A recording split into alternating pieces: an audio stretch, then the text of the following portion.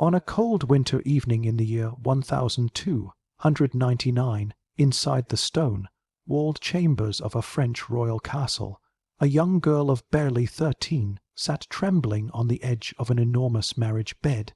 Torches flickered against tapestries showing scenes of saints, queens, and ancient battles, but none of these images calmed her heart. Outside, the court celebrated her marriage with music and wine. Inside, she waited for a man she barely knew, a man nearly twice her age, to walk through the door. She was now a queen, but she was also a child, and in medieval Europe, a queen's wedding night was not a night of romance. It was a night of judgment, politics, fear, and a test that could determine the fate of an entire kingdom. This was the reality for countless queens between the 10th and 15th centuries. Their wedding nights were ceremonies of power. Their bodies were treated as political tools, their purity a matter of state security. And their fear was not imagined. It was built into the very structure of medieval monarchy. To understand why medieval queens feared their wedding nights, we must go back to the foundations of feudal Europe. Kings married not out of love but strategy. A royal union could secure an alliance, end a war, expand borders, or legitimize a dynasty. The bride was often the youngest, most politically valuable girl in her family. Many were betrothed at 5 or 6 and married at 12 or 13, the age at which canon law permitted girls to enter matrimony. That meant that the wedding night, when the marriage had to be physically consummated, became the moment that truly sealed the political contract. Without consummation, the marriage was not legally binding. Without consummation, alliances crumbled. Without a pregnancy, dynasties died. The pressure was crushing. Take the example of Isabella of Valois, married to King Richard Roman, II of England in 1396, at the age of 6. She was spared the wedding night due to her extreme youth, but her marriage still carried the expectation that she would eventually produce an heir. When Richard was deposed before she reached puberty, she was returned home like a failed diplomatic investment. Other brides were not so fortunate. Margaret of Scotland, married at 11 to the future King Louis Roman XI of France, wept uncontrollably on her wedding night, and contemporary chronicles record her fear and her emotional collapse in great detail. But fear was not limited to youth. Adult queens also faced a wedding night charged with scrutiny. Virginity was not only a moral expectation, it was a political certificate ensuring that the king's heirs would be unquestionably legitimate. Queens were examined, watched, whispered about, and monitored. In some kingdoms, especially in parts of France and Iberia, witnesses stood outside the door during the wedding night to confirm that consummation had taken place. In earlier centuries, noblemen or women sometimes even inspected the bedding the next morning for physical signs that the queen's virginity had been proven. A queen who failed this test risked danger beyond humiliation. She could be divorced, disgraced, or accused of treason. Queens knew this. Girls raised in noble households understood that their wedding night would be less a ritual of love and more a test of obedience, purity, and political worthiness. This fear intensified because medieval queens had almost no choice in whom they married. A princess might grow up in one kingdom only to be shipped away at 12 to marry a man she had never met in a foreign country where she did not know the language or customs. The wedding night was her first real moment alone with the king, and her only chance to secure her place in court. Some queens even faced the threat of violence. Royal men, eager to prove their masculinity and secure heirs, often saw the wedding night as a duty rather than an intimate moment. Many kings were decades older than their brides. Some were inexperienced. Others were impatient. Historical chronicles record multiple cases in which the wedding night was rushed, painful, and traumatic. Consider Blanche of Lancaster, married to John of Gaunt in 1359. While John was only 19, Blanche was also a teenager, and medieval chroniclers described her wedding night as a state, inspected moment that sparked gossip across English courts. Or Catherine de Valois, who married the victorious King Henry V of England in 1420. Although Catherine was older than some medieval brides, she too faced enormous pressure to produce an heir to solidify political claims during the 100 Years' War. From Scandinavia to Italy, from England to the Holy Roman Empire, queens feared the same things: the unfamiliar, the uncertainty, the pain, the judgment, and the possibility of failure. The wedding night was the dividing line between girlhood and queenship, and everyone, from bishops to ambassadors, was waiting to hear what happened behind closed doors. But there was another reason for the fear, one rooted in the dark social laws of the era. A queen could not refuse the king. Once married, she had no legal right to deny consummation. Marriage granted the husband absolute authority over the body of his wife. This was the foundation of medieval Christian marital doctrine. A wedding night that a queen resisted could result in accusations of disobedience or even political conspiracy. The king had the right to dissolve the marriage or imprison the queen if she refused to perform her duties. Queens understood this long before they reached the palace. Diaries, letters, and accounts from noblewomen reveal that girls were warned about the expectations of marriage from a very young age. Mothers often told their daughters to remain silent, obedient, and composed on the wedding night, no matter what happened. Their value as queens depended on it. In courts where politics was volatile, a queen's fertility was viewed as a sign of divine favor. A queen who failed to produce an heir could be blamed for political instability or national misfortune. The wedding night was the moment that set this lifelong pressure into motion, but the fear was not only physical or political, it was deeply cultural. Medieval societies surrounded the wedding night with rituals, myths, and religious teachings about purity, sin, and duty. Confessors lectured new brides about their responsibility to accept their husband's advances. Priests reminded queens that refusing consummation could endanger their souls. Even poets of the time described the wedding night as a moment of mixture between fear and sacred obligation. This complex mixture of politics, religion, pain, and pressure meant that for many queens, the wedding night was not the beginning of a romantic marriage, but the beginning of a lifelong test. As the torches crackled and footsteps approached the chamber door, the young queen on that cold night in 1299 understood all this. She understood that behind that door was not only her husband but her future, her security, and the fate of 2 kingdoms. And she understood why generations of queens before her had feared their wedding nights. It was not superstition. It was not exaggeration. It was survival in a world where a single night could determine everything. The fear that medieval queens carried into their wedding nights was not born in a single moment. It was built long before the torchlit ceremonies, the silk gowns, and the solemn hymns. It grew from the politics of Europe itself, where thrones were fragile, alliances were unstable, and every royal marriage was a transaction between kingdoms. To understand why queens trembled on the very night when their fate was sealed, we must step inside the political machinery that shaped their lives. In the medieval world, marriages were the glue that held empires together. They were tools for peace, instruments of negotiation, and bricks in the walls of dynastic power.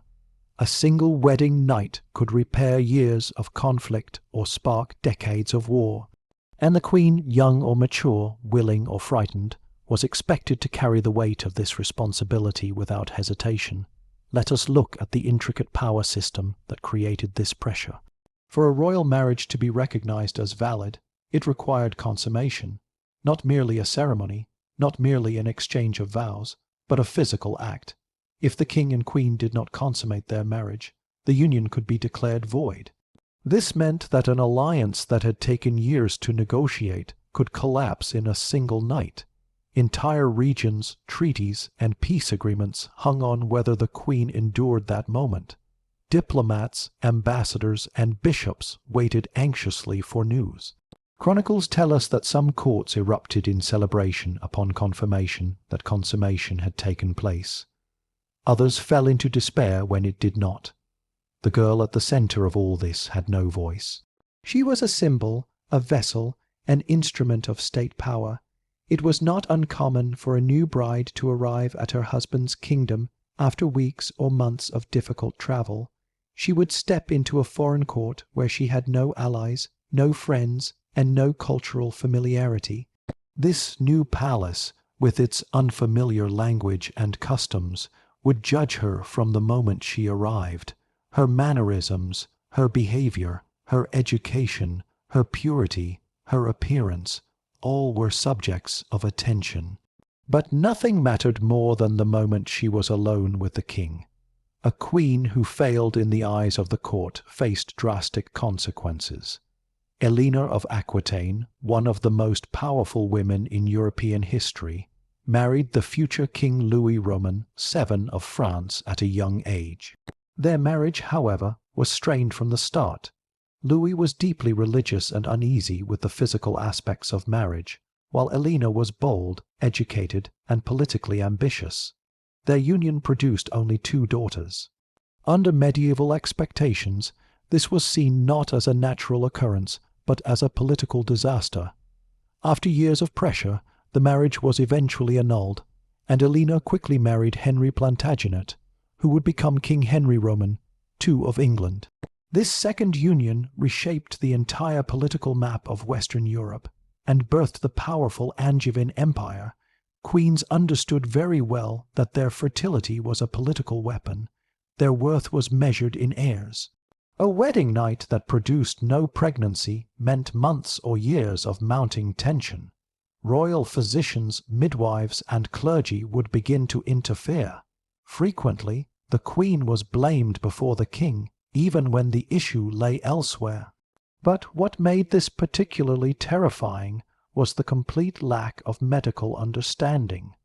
Medieval society believed that the woman's responsibility was to remain pure until marriage and then immediately conceive. Any delay could be interpreted as divine punishment or a sign of hidden sin. Priests preached that God blessed rightful unions with children. If conception did not occur, then suspicion followed. Queens were sometimes subjected to humiliating spiritual remedies. Some were given potions. Others were ordered to follow rituals involving relics and prayers. A few were accused of being cursed or under demonic influence. This spiritual atmosphere transformed the wedding night into a moment not only of physical fear, but of religious dread. But the wedding night carried another danger as well: public scrutiny. In some courts, especially in parts of France, Aragon, and certain German territories, it was customary for nobles or attendants to wait outside the bedchamber. In extreme cases, they might enter after the act was believed to be finished to inspect the bed linens. This was not fantasy or exaggeration. It was recorded in chronicles and legal documents. The purpose was simple. Proof of consummation preserved political stability. But for the queen, the ritual was trauma disguised as ceremony. Imagine the psychological impact of knowing that dozens of people were waiting for the most private moment of your life to confirm your usefulness to the kingdom. This expectation shadowed queens from the moment they were betrothed. The fear of failure was intensified by the brutality of royal politics.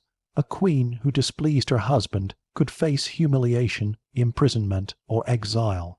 Isabella of France, famously known as the She-Wolf of France, was married to King Edward Roman II of England. Their relationship was strained from the start, not least because Edward openly favored his male companions above his wife. Isabella was neglected, politically sidelined, and emotionally humiliated. Her wedding night, overshadowed by Edward's affections elsewhere, foreshadowed the tragic path her life would take until she ultimately helped depose him. For queens who married dangerous, unpredictable, or violent kings, the wedding night symbolized the beginning of a lifetime of fear. Isabella of Hainault, married to King Philip Roman II of France at 15, arrived at court to find the French nobility hostile to her presence. Philip himself ignored her, and she lived under constant pressure to produce a male heir. Her wedding night was not a moment of connection, but a transaction she had no power to negotiate. When she eventually conceived, the entire court celebrated, not for her, but for political security. Some queens were fortunate to have gentle or respectful husbands, but many were not. The medieval world celebrated warriors, conquerors, and kings who proved their strength through dominance. The wedding night in many royal marriages reflected that same culture. Women had little autonomy over their own bodies. Once married, queens were bound by religious law to submit to their husband. They could not refuse intimacy. They could not negotiate terms. They could not ask for time. The Church reinforced this power, teaching that marital relations were both a duty and a sacrament. The political stakes attached to the wedding night created enormous pressure for the king as well. If the king was young or inexperienced, failure to consummate the marriage could be used against him by rival factions. Enemies could claim he was not fit to rule. At times, this pressure led kings to force themselves into strength they did not feel, creating an atmosphere of mutual anxiety rather than companionship. Some wedding nights became legendary for their political consequences. When the future Queen Joan of Navarre married the Duke of Brittany, both families anticipated a political alliance that would reshape France's western borders. Should the marriage not be consummated, the alliance, years in the making, would disintegrate. As chronicles reveal, the successful consummation secured political peace for two regions that had long been rivals. This merging of politics and intimacy turned the royal bedchamber into a battlefield of diplomacy. Queens walked into their wedding nights knowing that their fear, their hesitation, even their pain had no room in the expectations placed upon them.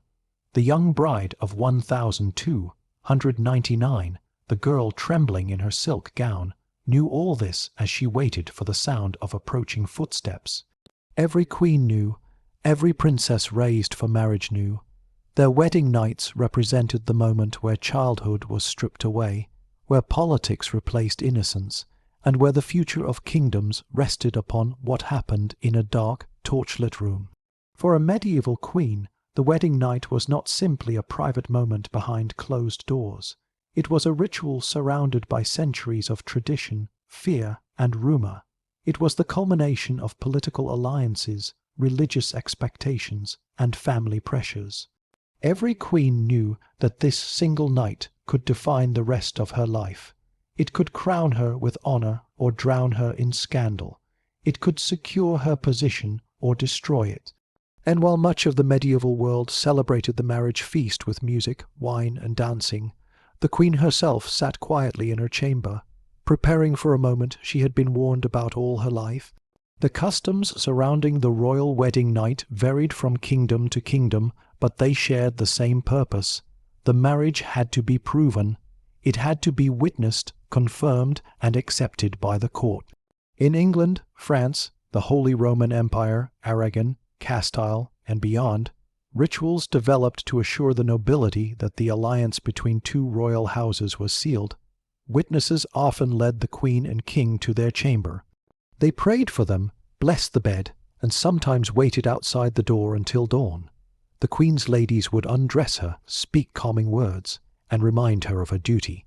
In many accounts, girls as young as 12 stood shaking with fear as their attendants placed them in the bed where a grown man, a king with political responsibilities, would join them. In some regions, especially in France and Iberia, nobles or attendants would remain close by to hear signs of consummation. In the most extreme cases, they inspected the sheets. While not every wedding night involved such invasions, the widespread belief in their necessity created an atmosphere of dread. Queens did not step into marriage, they entered a trial. The queen's fear was intensified by the physical reality of medieval marriage. Many royal brides had never spent time alone with a man. They were raised in separate quarters, trained to be obedient, modest, and silent. Their education emphasized diplomacy, etiquette, and piety, but never intimacy. No one explained the details to them. Letters from noblewomen of the era describe mothers whispering warnings, but rarely offering comfort or clarity. Some queens entered their wedding nights knowing almost nothing about what would happen. This ignorance created terror, and the church's teachings made it worse. Priests taught that the wife must submit to her husband, that marriage was a holy duty, and that resistance could be sinful. Queens, raised on sermons about obedience, feared displeasing God as much as displeasing their husbands. Some believed that rejecting consummation would curse their future children or doom the alliance. Pain was common not only because the brides were young, but because medical understanding was limited. There were no concepts of emotional readiness, mutual trust, or physical preparation. The wedding night was treated as a transaction, swift, necessary, and unquestionable. Chroniclers, writing about queens, often used phrases like "the duty was performed," a cold expression that reveals how marriage and intimacy were viewed. It was something to be completed, not experienced. Some queens fainted from fear, others cried quietly. Historians recorded that Margaret of Scotland, married at 11, wept uncontrollably, while her husband, the future Louis Roman XI, mocked her terror. The marriage was eventually annulled. The trauma of the wedding night became a political failure, but not all pain was emotional.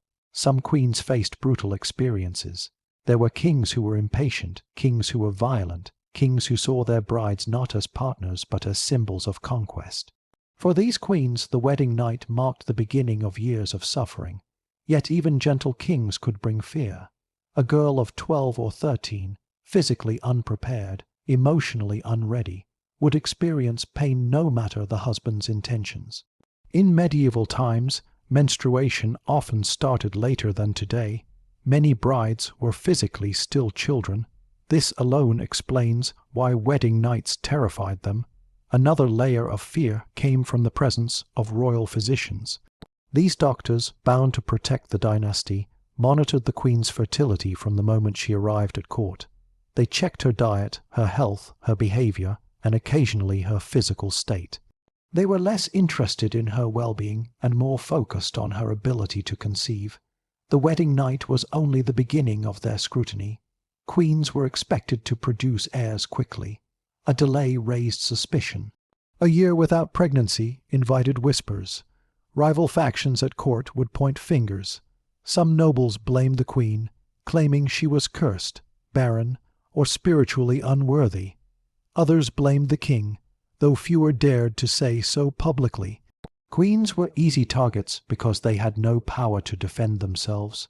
Royal letters reveal that some queens took dangerous remedies, hoping to increase fertility. Others prayed before relics or visited shrines. Some underwent humiliating rituals imposed by priests who believed that infertility was divine punishment. All this pressure began on the wedding night. The fear also extended to political rivals. If the queen did not conceive soon, the king's advisers might encourage him to seek another wife. Queens knew this well. They had seen other women cast aside. History is filled with names of queens whose marriages were annulled because they failed to produce heirs. These examples served as warnings. Consider the case of Queen Joan of Denmark, whose failure to conceive led to her isolation and humiliation, or Queen Anne of Bohemia, whose marriage to King Richard Roman II remained childless. Chroniclers mention that she was mocked by some nobles, though she remained respected for her gentle nature. Every queen who came after knew these stories. Even queens who bore children suffered fear. Producing a male heir was the ultimate goal. Daughters were valuable, but sons secured the throne. A queen who bore only daughters risked being blamed for political instability. She feared that her husband's political enemies would use the lack of a male heir against her.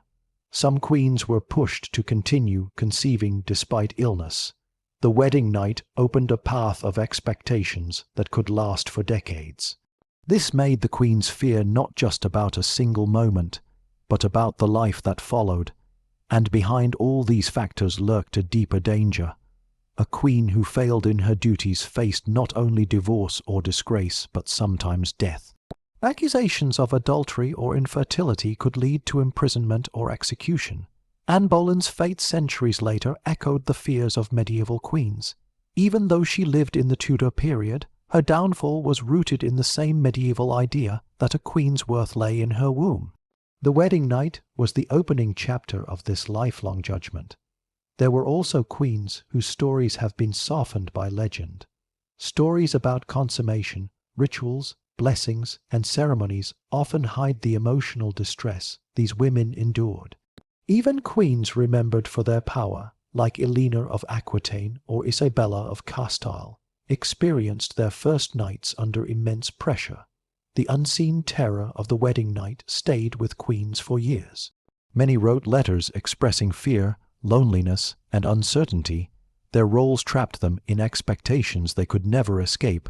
Back in the chamber of our young bride from 1299, the torches burned low. She could hear the footsteps of the king approaching. She closed her eyes, knowing that the night ahead was not the beginning of love, but the beginning of duty. Her marriage would stabilize two kingdoms and calm a brewing conflict between rival noble houses. But she, the girl at the center of this grand alliance, was simply scared. Everything she had been taught, every expectation placed upon her, every whisper from her attendants, all pointed to this moment. And she knew what countless queens had known before her, that the wedding night was not hers. It belonged to history, to politics, to the crown. She took a deep breath as the chamber door opened. The wedding night of a medieval queen did not end when the chamber fell silent. It did not end with the extinguishing of torches or the closing of curtains. Its shadow stretched far into the queen's life, shaping her future, her identity, her political value, and the stability of her kingdom. That one night set into motion a chain of consequences that rarely remained confined to the privacy of a bedchamber. For queens born into fragile alliances, ambitious dynasties, or turbulent courts, the wedding night became the defining point of their existence. Once the act was completed, the queen's life changed in an instant. She was no longer a maiden of her family. She was a vessel of the realm. Her identity became intertwined with the needs of her kingdom, her husband, and the expectations of the public. She was monitored by ladies, in waiting, watched by courtiers, and pressured by her husband's advisers. Every decision she made from dawn onward was judged through the lens of her new position. The first consequence was immediate. The court expected signs of fertility. Medieval society believed that noble women, especially queens, should conceive soon after marriage. Within months, whispers would begin. If the queen did not show signs of pregnancy, courtiers feared a political disaster. Rival families would use the delay to question the validity of the marriage. Some suggested divine displeasure. Others blamed sorcery. A few even accused the queen of secretly rejecting her husband. These suspicions were not merely gossip. They could spark rebellions, annulments, or invasions. History repeated this pattern again and again. Poland, France, Castile, England, and the Holy Roman Empire all witnessed political crises triggered by royal infertility. Queens lived under this constant threat, a pressure that began on their wedding night and intensified every passing month. Those who bore sons were praised as saviors of the realm. Those who bore daughters were politely tolerated or silently pitied. And those who bore no children walked the tightrope between dignity and disaster. Consider the fate of Queen Isabella of Aragon, married into Portugal. When she struggled to conceive, the Portuguese court grew tense. Her failure threatened alliances and succession lines. Chroniclers describe her tears, her fear, and her isolation. She prayed day and night for a child. When she finally conceived, the court celebrated as if a war had been won. Now imagine how many queens lived similar lives, trapped in silent dread. Another consequence of the wedding night was the queen's sudden entry into the political world of court factions. Medieval courts were divided into groups of nobles, advisers, relatives, and church officials, all fighting for influence. A queen's body, reputation, and fertility became weapons in these power struggles. If she pleased the king, her family gained influence. If she displeased him, her enemies grew bold. A queen who failed to secure her marriage through a successful wedding night risked being overshadowed by mistresses or advisers. For example, in England, the court of Edward Roman II was dominated by his favourites, Hugh Despencer and Piers Gaveston. His neglect of his wife, Queen Isabella of France, created deep resentment and political chaos. The wedding night that should have united them instead marked the beginning of a turbulent marriage that ended in rebellion and overthrow. Many queens understood the danger of being undesirable or politically insignificant. They transformed themselves into political players. They built alliances, won supporters, and used diplomacy to protect themselves. Some became wise rulers, others influential advisers, and a few became feared power brokers. But their rise often began with the fear that if they did not secure their position early, the court would swallow them. There were also queens who faced devastating consequences when the wedding night went wrong. If consummation was unsuccessful, the marriage could be annulled. This was not a private matter. It became public scandal. The queen's reputation suffered. Her family lost political ground. She was sent away in shame. Everyone whispered about her. In some cases, she was accused of witchcraft, deformity, or impurity. Take the example of Joan of France, married to Louis Roman XII. Their marriage was annulled because Louis claimed it had never been consummated. Joan protested, humiliated publicly by allegations she could not escape. She later became a saintly figure, but the shame of her supposed failure on her wedding night followed her for life. This fear of annulment drove queens to endure physical pain and emotional trauma. They knew their survival depended on it. They had no right to refuse. They had no power to negotiate. Their bodies were bound to dynastic destiny, but the consequences extended even further. If the king died early, the queen's position shifted dramatically. If she had children, especially a male heir, she gained power as queen mother. If she had no children, she faced uncertainty. A childless widow risked being remarried for political advantage. She might be sent back to her homeland or forced into a convent. This instability made the wedding night even more critical. The marriage had to be consummated to be valid. If not, she had no legal claim to widowhood privileges. The wedding night was the foundation upon which queens built futures of influence or futures of exile. There were also queens who used the memory of the wedding night as political leverage. Some claimed consummation had not occurred to seek annulment. Others insisted it had to secure their power. The bedchamber became a courtroom. Cheats and whispers turned into evidence. Medieval Europe's most significant political upheavals sometimes hinged on what happened behind a closed door. All this shows that the wedding night was never a private encounter. It was a political event carried out in the shadows of royal chambers, but judged by an entire kingdom. Yet the most lasting consequence was the emotional toll. Some queens never forgot the terror of that night. Letters from noblewomen, preserved in archives, reveal lifelong trauma. Many wrote about fear, loneliness, and confusion. A few described their wedding nights as moments that broke their innocence and reshaped their view of duty and survival. But the queens who endured more than fear were the ones who faced violent husbands. Medieval chronicles do not hide the brutality of certain kings. Some queens suffered years of abuse, their wedding night marking the beginning of unimaginable suffering. Their stories were often softened or erased by court historians, but modern researchers, using letters, legal documents, and church records, reveal darker truths behind royal marriages. Even queens who lived seemingly peaceful lives carried the burden of knowing they were chosen not for love, but for political necessity. Their wedding night reminded them that their destiny was shaped long before they understood it. They were symbols, vessels, bridges between kingdoms. They had no voice in choosing their husband, no control over the timing, no room to express fear. And yet, some queens rose above their circumstances. They transformed fear into strength. They learned politics, diplomacy, and leadership. They became regents, commanders, and founders of dynasties. Their stories reveal that while the wedding night was terrifying, it did not define their entire lives. Many queens became powerful figures who shaped Europe itself. Back in the chamber of our young queen from 1299, dawn finally arrived. The torches had burned low. The castle outside had gone quiet, and as the light of morning entered the room, the court demanded to know the outcome. Messengers waited, advisors waited, entire families waited. The girl, still only 13, had completed the ritual expected of her. Her fear had been real, her pain had been real, but she had done what history demanded.